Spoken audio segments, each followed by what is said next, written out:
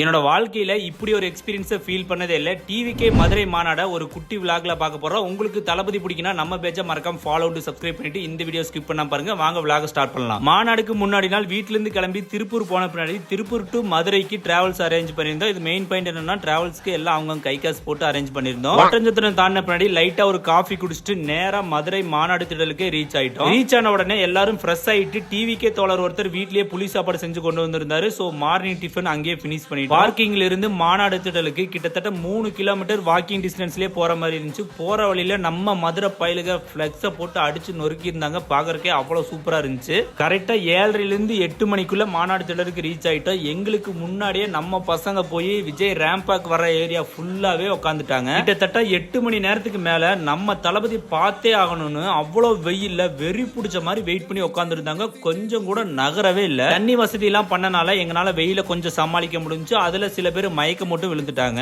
Almost எல்லாருமே நொந்து noodles item. But அந்த ஒத்த மனுஷன் ஒரு என்ட்ரி கொடுத்தாரு பாருங்க. எங்க இருந்து தான் வந்துச்சுன்னு தெரியல எனர்ஜி. மாநாடு திடல ஒரு ஆடி போச்சுங்க. தளபதியும் பார்த்துட்டு தளபதியோட ஸ்பீச்சும் கேட்டுட்டு மாநாடு திடல இருந்து கிளம்பிட்டோம். வர்ற 2026 எலெக்ஷன்ல எந்த கட்சி ஆட்சிக்கு வந்தா நல்லா இருக்குன்னு நினைக்கிறீங்கன்னு கீழே கமெண்ட் பாக்ஸ்ல கமெண்ட் பண்ணுங்க. நெக்ஸ்ட் மினி விளாக்ல பார்க்கலாம். Tata bye by.